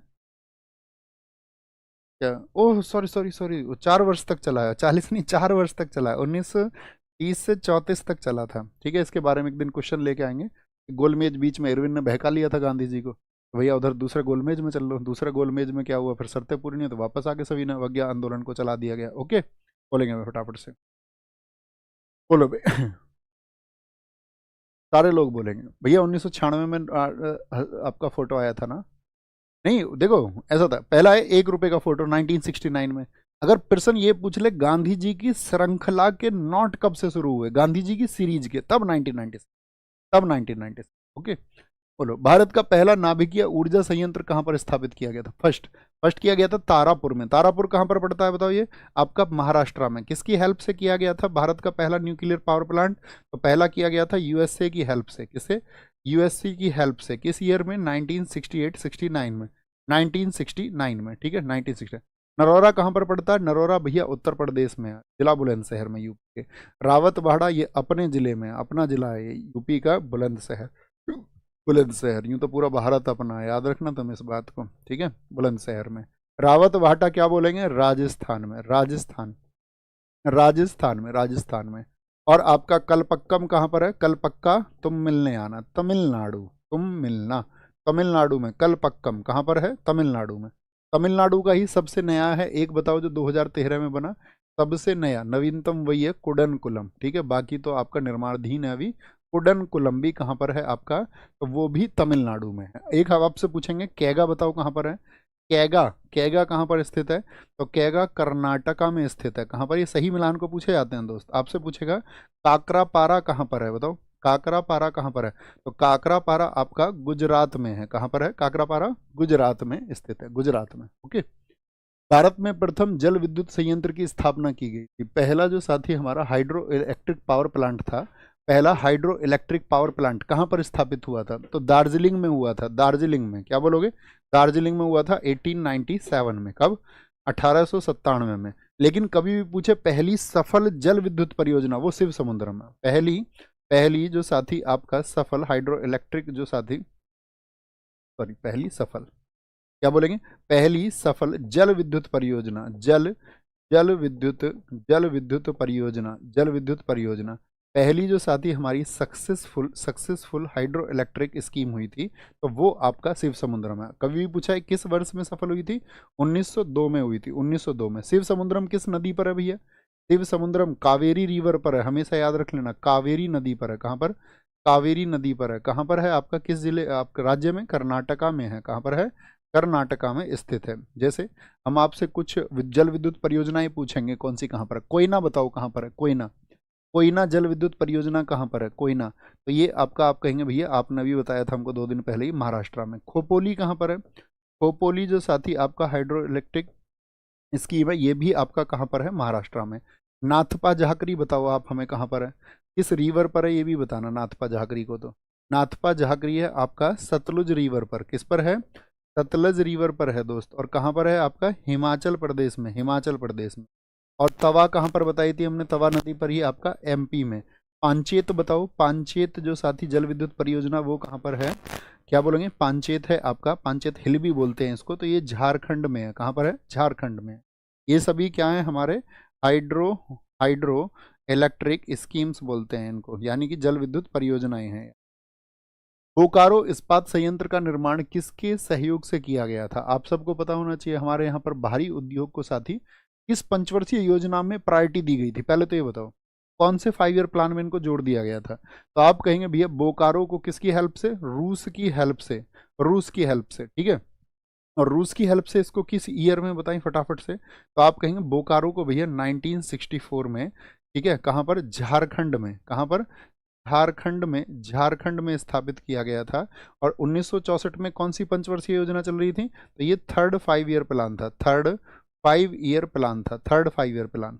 मुझे बताओ तीसरा जो पंचवर्षीय योजना, जानते हो ना, 1951, 56, 56 से 61, 61 से 66, ये तीसरा था 1961 से 66। मुझे बताओ तीसरी जो पंचवर्षीय योजना है वो किस मॉडल पर थी, किस मॉडल पर आधारित थी? जैसे आप पहला पढ़ते होगे हेराल्ड डोमर मॉडल है, दूसरा आप पढ़ते होगे पीसी महालनोबिस मॉडल है, तो ऐसी तीसरा बताओ मुझे, तीसरी पंचवर्षीय योजना का मॉडल क्या था? और देखो जितने 4 स्थापित किए गए थे, जैसे 4 और 3 कौन कौन से थे? 3 इसमें साथी जो आपका प्लांट स्थापित किए गए थे, एक था इसमें राउरकेला। राउरकेला ये किस पंचवर्षीय योजना में किया गया था? राउरकेला था उड़ीसा में। किसकी हेल्प से किया गया था? किसकी हेल्प से? ये आपका जर्मनी की हेल्प से स्थापित हुआ था। जर्मनी की हेल्प से इसको स्थापित किया गया था। कब? 1959 में। इनका ईयर बहुत इंपॉर्टेंट होता है दोस्त, याद रख लेना। राउरकेला, जैसे एक भिलाई था, भिलाई कहाँ पर स्थित है बताओ? भिलाई छत्तीसगढ़ में है। कहाँ पर? छत्तीसगढ़। और हमारी भिलाई का काम कौन करता है? रूस। रूस ये कब स्थापित हुआ? 1959 में। हालांकि इसका फंक्शनिंग जो शुरू हुआ था आपका 1959 में शुरू हुआ था। अगर पूछ ले कभी 1959 में शुरू ना दे करके आपसे ये पूछ ले स्थापित कब हुआ था, तो 1955 में इसको इस्टेब्लिश किया गया था। 1955 में, शुरू 1959 में। राउरकेला हो गया आपका, और एक बोकारो हो गया, भिलाई हो गया, एक था दुर्गापुर। दुर्गापुर कहाँ पर था आपका? दुर्गापुर था वेस्ट बंगाल में। क्या बोलोगे? वेस्ट बंगाल में। ये क्या बोलोगे? यूनाइटेड किंगडम की हेल्प से। किसकी हेल्प से? यूनाइटेड किंगडम की हेल्प से, उत्तराखंड की हेल्प से मत सोच लेना। ठीक है, और ये भी कब शुरू हुआ? 1959 में ये शुरू हुआ, 1950। ओके, तो ये सब के सब किस ईयर में है? तो आप कहोगे भैया ये 1956 से 61 के दौरान, 1956 से 61 क्या था? Second 5 year plan, second 5 year plan. तीसरा मॉडल नहीं बताया इन्होंने, सबसे पहले किसने आंसर किया था बताओ? तीसरा, तीसरा नहीं बताया। जिसने सबसे पहले आंसर ढूंढा था उसको ढूंढो। सबसे पहले तुम ध्यान नहीं दे रहे, हमने कहा नहीं 5 बच्चों को घोषित करेंगे, ठीक है। एक मुझे बताओ, सेल, सेल का फुल फॉर्म क्या है? Steel authority of India limited. इसका जो साथी आपका प्रोडक्शन शुरू हुआ या इसको स्थापित किया गया कब, बताओ? Steel authority, steel authority of, steel authority of India limited, India limited, ये क्या है? 1973 का है। इसका ईयर बहुत पूछा जाने लगा, 1973 का है। ओके, आगे बताओ नेक्स्ट। भैया चक्रवर्ती मॉडल था, चक्रवर्ती मॉडल, मिस्टर अक्की ठाकुर, बहुत कमाल, नंबर 2 टॉपर। निम्नलिखित घटनाओं पर विचार करें और उन्होंने काल क्रमानुसार व्यवस्थित कीजिए। विचार करना, भारत में भारतीयों द्वारा चीनी उद्योग का विकास कब हुआ? 1930 में आपका क्या बोलोगे? 1903 में आपका ये हुआ था, 30 नहीं 1903 में, 1903 में कहाँ पर? प्रतापपुर में हुआ था, प्रतापपुर, जो देवरिया वाला प्रतापपुर है, ठीक है, प्रतापपुर में। ओके, 1903। रिसड़ा में जो पहली जूट मिल खुली थी 1855 में। अब मुझे बताओ रिसड़ा कहाँ पर पड़ता है? रिसड़ा जो पड़ता है, यानी प्रथम जो जूट मिल का उत्पादन हुआ, तो आप कहोगे ये वेस्ट बंगाल में, बंगाल में हुआ था। भारत में स्टील का पहली बार जो उत्पादन हुआ वो हुआ 1874 में, ये भी बंगाल में हुआ। क्या बोलोगे? स्टील का उत्पादन भी कहाँ पर हुआ? ये भी बंगाल में हुआ आपका। बम्बई में प्रथम कपड़ा मिल का जो आरंभ हुआ वो 1854 में हुआ। कौन सी कंपनी थी? बम्बई में प्रथम कपड़ा मिल जिस कंपनी ने बनाई उसको बोलते थे Bombay spinner, the Bombay, Bombay spinner. अच्छा मुझे कागज का और बता दो आप, द बॉम्बे स्पिनर। तो क्या कम हो जाएगा क्रम, बताओ जरा, क्रम क्या हो जाएगा? क्रम तो आसान है इसमें, 54 55, यानी कि 4 2, 4 2 और 3 1 बन जाएगा, 4 2 3 1 बन जाएगा, 4 2 3 1 भैया बन जाएगा, ठीक है। कागज का बताओ मुझे, पहली बार कागज का प्रथम उत्पादन, कागज का उत्पादन हुआ था 1832 में, कहाँ से? श्रीरामपुर से। कहाँ से? श्रीरामपुर से हुआ था, और ये भी कहाँ पर? वेस्ट बंगाल में, क्योंकि उद्योग यहीं फूले फूले। लेकिन क्या ये सफल रहा था? आप कहेंगे नहीं। अगर आपसे पूछे कागज का सफल पहली बार कब हुआ था, तो वो हुआ था 1867 में, ठीक है, बालीगंज से हुआ, वेस्ट बंगाल से ही था, बालीगंज से। ये एक सफल उत्पादन रहा था। तो पहले वाला उत्पादन क्या रहा था? वो असफल रहा था, असफल रहा था। नेक्स्ट आगे आएंगे। वह दर जिस पर भारतीय रिजर्व बैंक अन्य बैंकों से ऋण लेती है, क्या रिजर्व बैंक भी अन्य बैंकों से ऋण लेता है? आप कहेंगे हाँ जी भैया। तो रिजर्व बैंक जब अन्य बैंकों से ले तो इसको तो उल्टी बात हो गई, तो उल्टी बात होगी, तो रिवर्स रेपो रेट हो गया, रिवर्स रेपो रेट। और रेपो रेट पर क्या होता है? जितने भी कॉमर्शियल बैंक है उन सबको ऋण देता है, वाणिज्यिक को क्या बोलेंगे इसमें? हम कहेंगे कि भैया इसमें क्या होता है, ये आपका वाणिज्यिक बैंकों को, वाणिज्यिक बैंकों को क्या करते हैं, को ऋण देता है रेपो रेट पर। अभी वर्तमान में बताओ कितनी है रेपो रेट, वर्तमान में बताओ, ठीक है। और बैंक रेट क्या होती है? बैंक रेट, तो बैंक रेट भी आप कहेंगे, बैंक रेट होती है आरबीआई वाणिज्यिक संस्थानों को जिस पर ऋण देता है। अगर हम बात करें वर्तमान में, यानी पिछले महीने की बात करें, तो रेपो रेट कितनी चल रही है हमारे देश में, बताओ? रेपो रेट होती है आपका हमारे देश में अभी 6%। आपसे पूछे बैंक रेट हमारे देश में कितना है, तो 6.5%। कितना? 6.5%। अगर आप पूछे रिवर्स रेपो रेट कितनी है, ट्रिपल आर कितनी चल रही है, तो 3.35%। रेपो रेट ये चेंज होती रहती हैं, ठीक है, तो परीक्षा से पहले इसको देखना है इसके आसपास में। निम्न में से किस समिति का गठन बैंकिंग क्षेत्र में सुधार हेतु किया गया था, ताकि बैंकों में सुधार हो पाए? तो वो कौन सी थी? मल्होत्रा समिति थी, तलैया समिति थी, नरसिम्हन समिति थी, या फिर आपका केलकर समिति थी? केलकर समिति का नाम आप सबने सुना होगा, बताओ जरा भैया, इसको कौन बता सकता है? केलकर समिति का संबंध किससे है? तो केलकर समिति का संबंध है जीएसटी से। किससे? गुड्स एंड सर्विस टैक्स से। चलैया समिति का संबंध किससे था आपका? ये कर सुधारों के लिए थी। किसके लिए? टैक्स रिफॉर्म्स के लिए। किसके लिए? कर सुधार के लिए थी। मल्होत्रा समिति की हम बात करें, ये बीमा क्षेत्र में सुधार के लिए। किसके लिए? बीमा क्षेत्र में सुधार। तो कौन सी बची? बीमा क्षेत्र में सुधार के लिए थी। आप कहेंगे भैया ये थी नरसिम्हन समिति। देखो कुछ कमेटीज बहुत पूछी जाती हैं, जैसे तेंदुलकर समिति, बहुत क्वेश्चन पूछा जाता है। तेंदुलकर समिति का संबंध किससे है? तो तेंदुलकर जो कमेटी थी, कमेटी आप लिख लेना है ना, ये गरीबी रेखा को देखती थी, ठीक है, गरीबी रेखा को, यानी कि पॉवर्टी, पॉवर्टी को देखने के लिए। एक रंगराजन समिति थी, ये पेमेंट बैलेंस के लिए थी। रंगराजन समिति किसके लिए थी? भुगतान संतुलन, पेमेंट बैलेंस, भुगतान संतुलन अर्थात पेमेंट बैलेंस की बात करती थी। आबिद हुसैन समिति बताओ, आबिद हुसैन समिति, आबिद हुसैन समिति किसके लिए थी? तो आबिद हुसैन समिति आपका स्मॉल इंडस्ट्रीज के लिए, लघु उद्योगों के लिए। किसके लिए? लघु उद्योगों के लिए। वांचू समिति बताओ किस लिए थी? वांचू, वांचू कमेटी थी डायरेक्ट टैक्सेस के लिए, प्रत्यक्ष करों के लिए, प्रत्यक्ष करों के लिए, ठीक है। एक बहुत पूछी जाती है सरकारिया, सरकारिया आयोग पूछा जाए या सरकारिया समिति, सरकारिया क्या बोलेंगे, सरकारिया किस लिए थी, तो वो था सेंटर स्टेट रिलेशन के लिए, केंद्र राज्य संबंध, क्या बोलोगे, केंद्र राज्य संबंधों के लिए थी आपका सरकारिया समिति, सरकारिया समिति।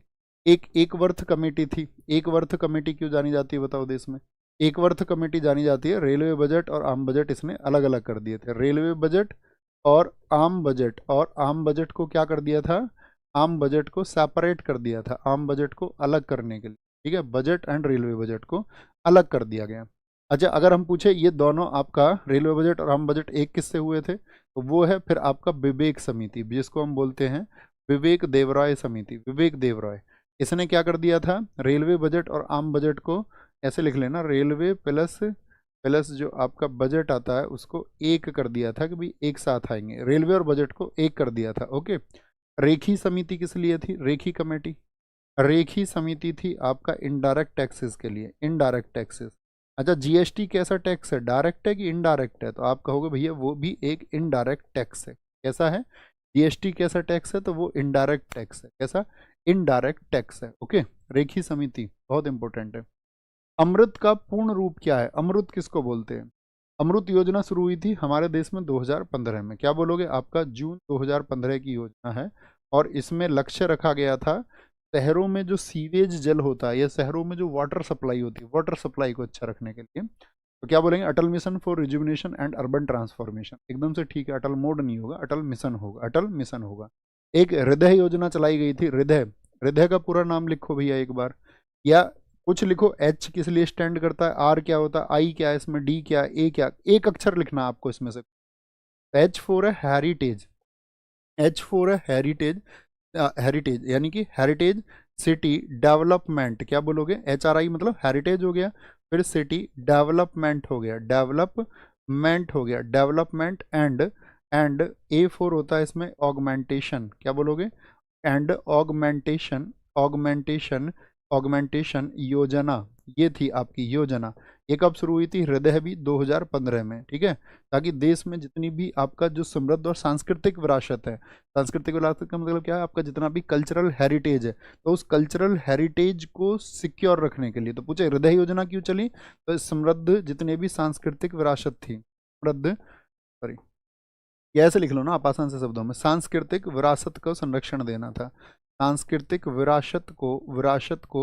विरासत को संरक्षण देने के लिए, संरक्षण देने के लिए देश में एक चली थी प्रसाद योजना, उसका पूरा नाम लिखो, PRASAD, प्रसाद योजना, बताओ जी, प्रसाद योजना से क्या मतलब है, प्रसाद, फ्लैगशिप कार्यक्रम में बहुत पूछा जाएगा ये, ठीक है, प्रसाद, ये चली थी 2017 में, ठीक है, ये पर्यटन को विकसित करने के लिए, जो पर्यटन हमारा यानी कि जो टूरिज्म इंफ्रास्ट्रक्चर है, तो P4 क्या थी, पिलग्रिमेज, क्या बोलोगे, पिलग्रिमेज, पिलग्रिमेज रिजुविनेशन, क्या बोलोगे, rejuvenation, rejuvenation and spiritual, and S4 spiritual यानी कि जो हमारे आध्यात्मिक चीजें हैं, spiritual, augmentation, augmentation drive, augmentation, augmentation drive इसको कहा गया है, क्या बोलेंगे, पिलग्रिमेज, पिलग्रिमेज, पी से पिलग्रिमेज, आर से रिजुविनेशन, रिजुविनेशन आपका रिजुविनेशन, और ए से एंड, एस से स्पिरिचुअल, स्पिरिचुअल, ए से ऑगमेंटेशन और डी से ड्राइव हो जाएगा, प्रसाद योजना।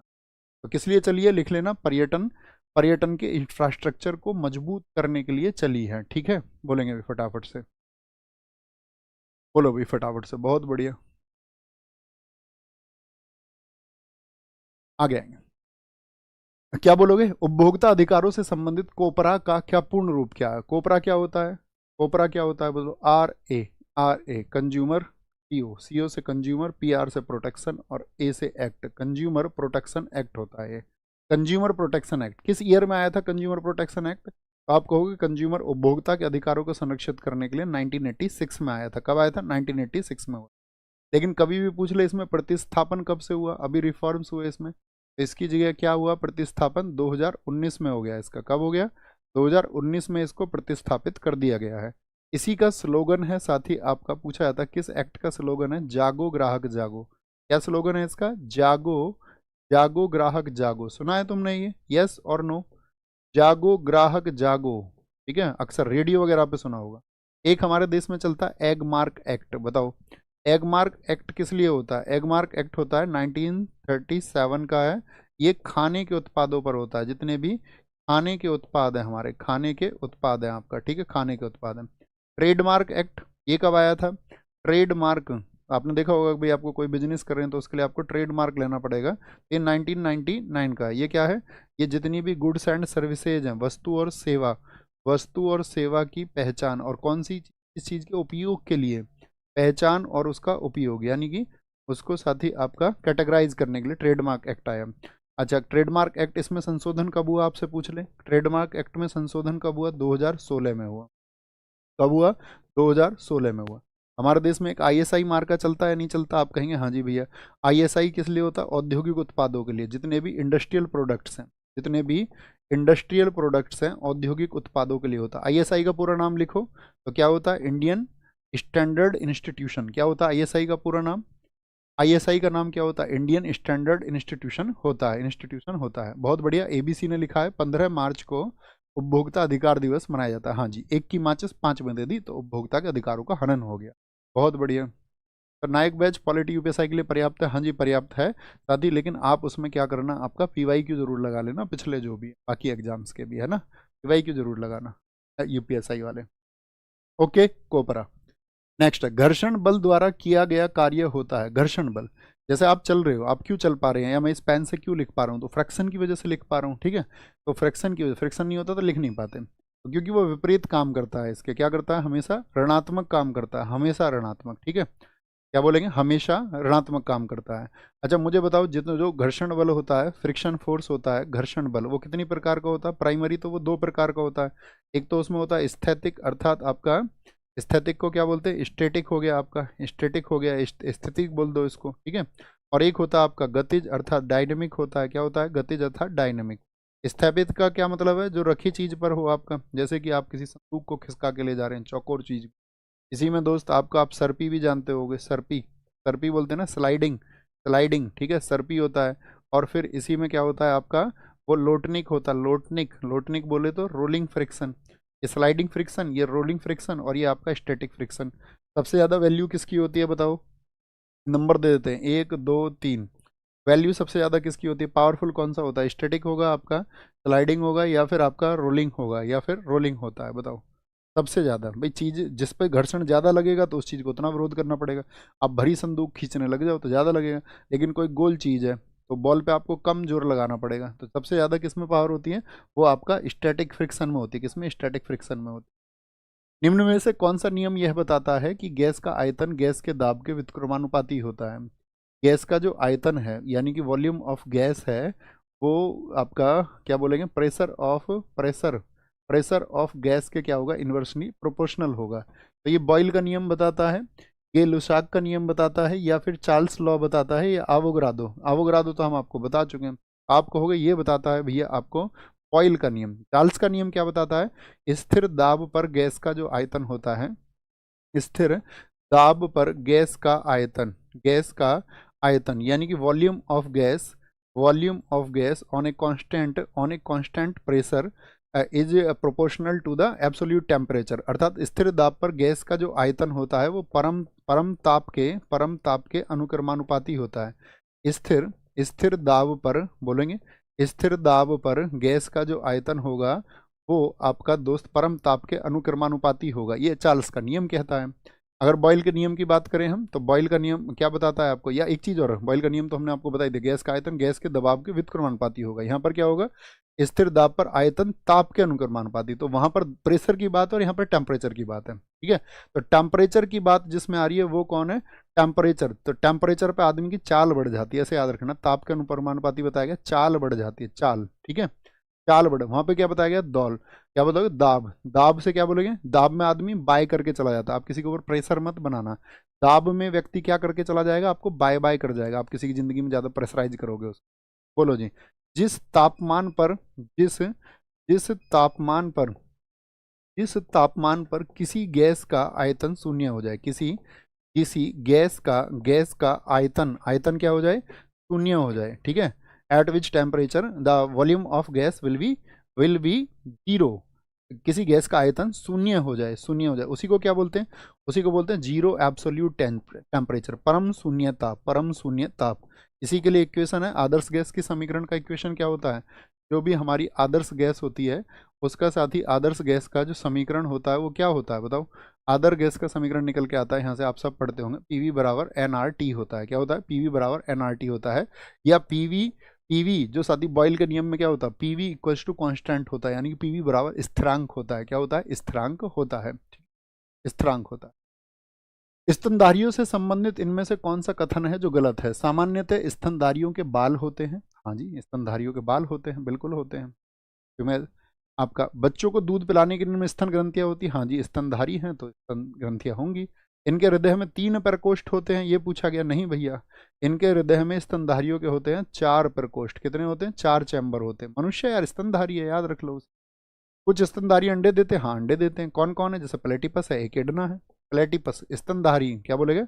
आपसे ये पूछ लेगा स्तनधारी जो अंडा देते हैं उनका नाम लिखो, तो क्या बोलोगे? एकिडना है और आपका प्लेटिपस है, प्लेटिपस है। याद रख लेना, जब भी स्तनधारी हो तो एक स्टेटमेंट और पूछा जाता है, क्या ये उच्च तापी होते हैं? उच्च तापी और नियत तापी दोनों होते हैं, याद रख लेना। क्या होते हैं ये? आपका हाइपरथर्मिया और टेरेस्ट्रियल दोनों होते हैं, नियत तापी दोनों होते हैं। क्या बोलेंगे? Hyperthermia and terrestrial, both of them. Okay. मछलियों में रक्त परिसंचरण के संबंध में, रक्त परिसंचरण से मतलब ब्लड सर्कुलेशन चल रहा है किसमें? आपका मछलियों में। तो उसमें क्या होगा? वो निलय से रक्त केवल क्लोमो गिल्स में जाता है, गलत बताना है। क्लोमो से रक्त शरीर के बाकी हिस्सों में जाता है, एकदम से ठीक है। कहाँ जाएगा? निलय से आपका क्लोम्स में, और क्लोम्स से आपका बाकी हिस्सों में। दो कक्षीय हृदय में दोहरा परिसंचरण, देखो याद रख लेना, मत्स्य वर्ग में कभी भी दोहरा नहीं होता, इसमें साथ ही आपका सिंगल सर्कुलेशन होता है, यानी कि इकहरा होता है, इकहरा, इकहरा परिसंचरण होता है, इकहरा। शरीर से रक्त अलिंद में प्रवेश करता है, एकदम से ठीक बात है, यानी कि वही गलत हो गया। क्या बोलेंगे? वही गलत हो गया आपका। और आपका अगर हम आपसे यहाँ पे एक क्वेश्चन पूछ सकते हैं, मुझे बताओ जितने भी मत्स्य होते हैं, मछली होती हैं, वो सब के सब आपका अपशिष्ट का उत्सर्जन करते हैं या नहीं? एक्सक्रेशन ऑफ वेस्ट करते हैं या नहीं करते? अपशिष्ट का उत्सर्जन, अपशिष्ट तो मनुष्य भी निकालता है अपनी बॉडी से। आप कहेंगे हाँ भैया सुबह को हम भी चले जाते हैं। अपशिष्ट का उत्सर्जन जो होता है, एक्सक्रीशन ऑफ वेस्ट होता है, तो मछलियों से वो किस फॉर्मेट में होता है? तो याद रखना, अमोनिया के फॉर्मेट में होता है। किसमें? अमोनिया के फॉर्मेट में। और पक्षी इसी को किस फॉर्मेट में करेंगे? पक्षी कभी भी पूछा जाए, पक्षी जो उत्सर्जन करते हैं वो याद रख लेना, पक्षी जो उत्सर्जन करते हैं साथी, जैसे ये अमोनिया के फॉर्मेट में करेगा, ठीक है, तो पक्षी किस फॉर्मेट में करेंगे? यूरिक एसिड के फॉर्मेट में, यूरिक अम्ल। और मनुष्य किस में करता है? मनुष्य की बात करें अगर हम, ह्यूमन की बात करें, तो मानव जो होता है, मानव जो होता है वो फॉर्मेट में आता है यूरिया के फॉर्मेट में, यूरिया, यूरिया के फॉर्मेट में। यूरिया का फॉर्मूला लिखो फटाफट से। यूरिया का फॉर्मूला क्या होता है? CH2 यार मैं ही भूल गया, नहीं सॉरी, NH2CO NH2 होता है। क्या होता है? NH2CO NH2 होता है, NH2ONH2, यानी NH2 का होल ट्वाइस CO होता है। किसने बनाया था यूरिया को? फ्रेडरिक वोलर ने, फ्रेडरिक वोलर ने बनाया था। किसने बताया? फ्रेडरिक वोलर ने उसको बनाया था। ओके, ये आपको याद रख लेना। देखो यहाँ पे एक क्वेश्चन होगा कि अगर मैं पूछूं, मछली, मछली सांस लेती है, रेस्पिरेशन करती है, वो श्वसन दर होती है, तो इसका जो श्वसन होता है वो किससे होता है? गलफड़ों से होता है, याद रखना, गिल से होता है। श्वसन कैसे करती है अपना? गलफड़ों से होता है, यानी कि गिल्स से होता है, ठीक है। सबसे जहरीली मछली कौन सी है बताओ जरा? दुनिया में ज्ञात सबसे जहरीली मछली पफ्फर है। कौन सी है? पफ्फर, पफ्फर याद रखना। हाल ही में इसरो ने भारत का पहला एनालॉग अंतरिक्ष मिशन कहाँ शुरू किया है? पहला एनालॉग अंतरिक्ष मिशन वो शुरू किया है साथ ही आपका लेह में। क्या बोलोगे? लेह में किया है, लेह में। इसरो की स्थापना बताओ, इसरो को कब स्थापित किया गया? इसरो को 1969 में स्थापित किया गया था। डेट थी 15 अगस्त, 15 अगस्त। हेडक्वार्टर क्या है इसका? हेडक्वार्टर है इसका बेंगलुरु। क्या बोलोगे? बेंगलुरु। अगर मैं आपसे पूछूं पहले क्या होता था ये इसरो? इसरो पहले होता था ये इंकोस पार। क्या होता था? इसको पहले बोलते थे इंकोस पार, इंकोस पार इसको बोलते थे। यानी कि क्या बोलेंगे यहाँ पर, यहाँ से बोलते थे हम इसको Indian national committee on space and research, space and research. तो क्या बोलेंगे इसको? पहले कहा जाता था इसको राष्ट्रीय अंतरिक्ष अनुसंधान समिति, राष्ट्रीय अंतरिक्ष अनुसंधान समिति। बहुत बार पूछा जाता है कि भैया इसकी पूर्ववर्ती संस्था कौन सी थी? अंतरिक्ष अनुसंधान समिति। तो इसको पूछा था पहले इसकी पूर्ववर्ती संस्था कौन सी थी? तो पहले इनको स्पार था। कब बना था? 1962 में बना था, 1962। फिर इसी को क्या कर दिया गया, इसरो बना दिया गया। किसने बनाया इसको, इनको स्पार, यानी इसकी जो पेरेंटल ऑर्गेनाइजेशन है उसको बनाया था विक्रम साराभाई ने। विक्रम साराभाई ने, याद रखना है इसको, विक्रम साराभाई ने इसको स्थापित किया। ठीक है, मुझे बताओ हमारे देश ने अभी हाल ही में चंद्रयान 5 की घोषणा कर दी है, वो हम किसकी मदद से भेजेंगे, वो भेजेंगे हम जापान की मदद से, जाक्सा की हेल्प से। किससे, जाक्सा कहाँ की स्पेस एजेंसी है, जाक्सा आपका जापान की है।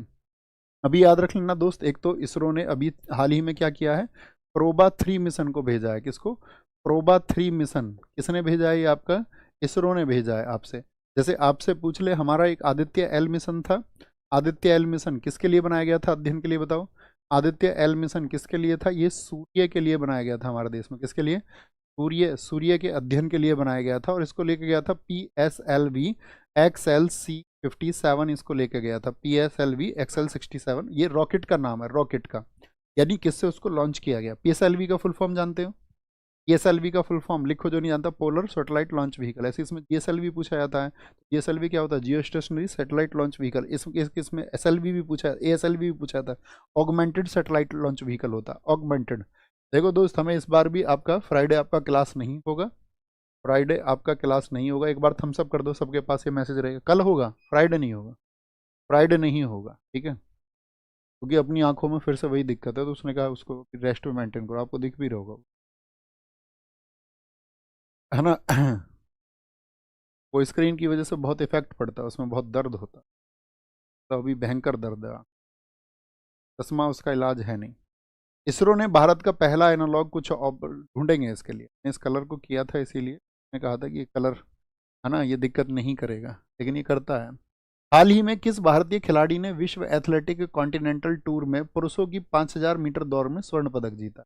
5000 मीटर दौड़ में आपका ये जीता है आपका गुलवीर सिंह ने। किसने, गुलवीर सिंह ने जीता है। अब मुझे बताओ, विश्व एथलेटिक्स कॉन्टिनेंटल टूर जो ये दौड़ हुई है, तो ये किस देश में हुई है, आपसे ये पूछ लेगा तो आप बोलेंगे भैया ये जापान में हुई है। कहाँ पर हुई है, ये आपका जापान में हुई है, जापान में। ठीक है, जापान में आयोजित हुई है, और यहाँ पर इन्होंने अपना रिकॉर्ड बनाया है, 13 मिनट 11 कुछ सेकंड में दौड़ गए। और अविनाश सांबले, इनको याद रख लेना, इन्होंने एशियन गोल्ड, जो एशियन गेम्स थे 2023 वाले, उसमें क्या कौन सा मेडल जीता था, एशियन गेम्स 2023 में इन्होंने जीता था गोल्ड। ओलंपिक में थोड़ा चूक गए थे ये, ठीक है।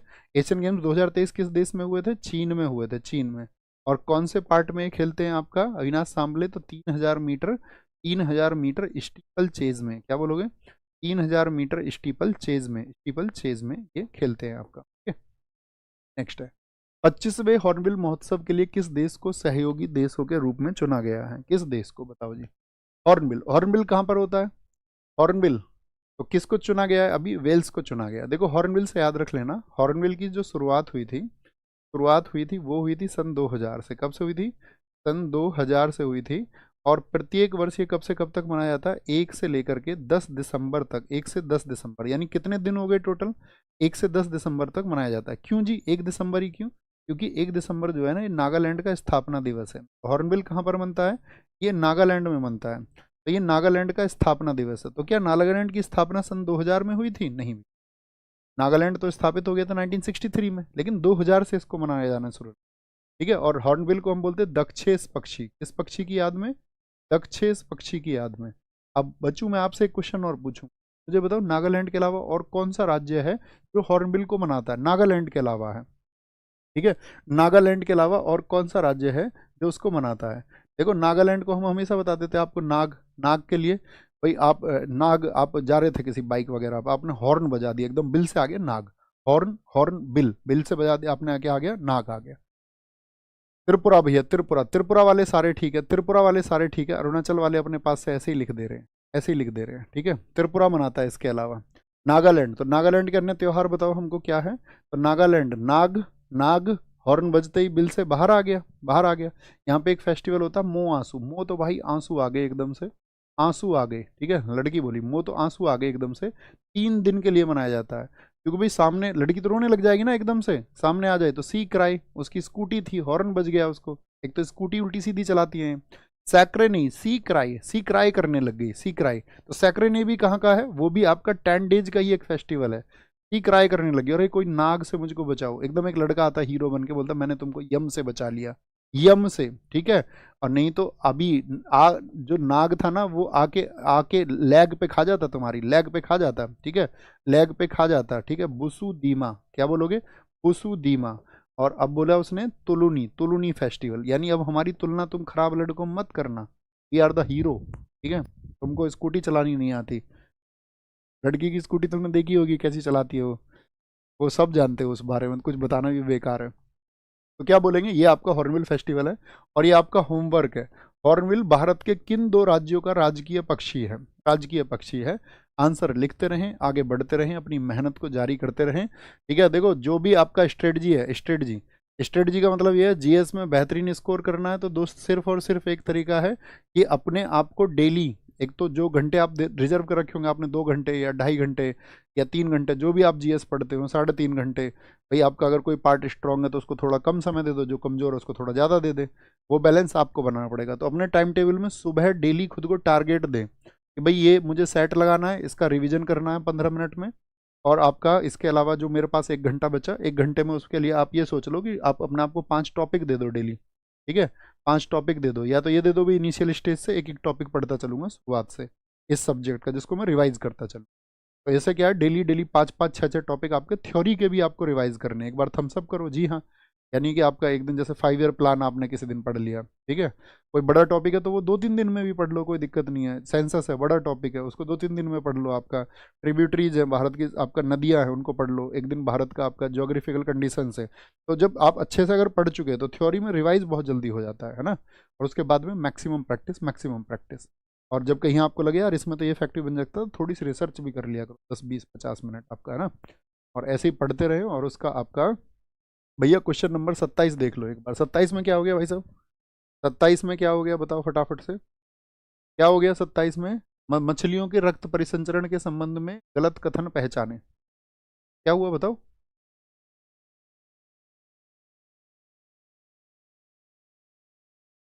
कोई दिक्कत नहीं है, ठीक है, देख लेना तुम, इसमें बता देना मुझे लिख के, कोई बात हो, है ना। ये होमवर्क है आप सब लोगों के लिए। अपना ख्याल रखिए, बाय बाय, टेक केयर, जय हिंद, जय भारत, थैंक यू।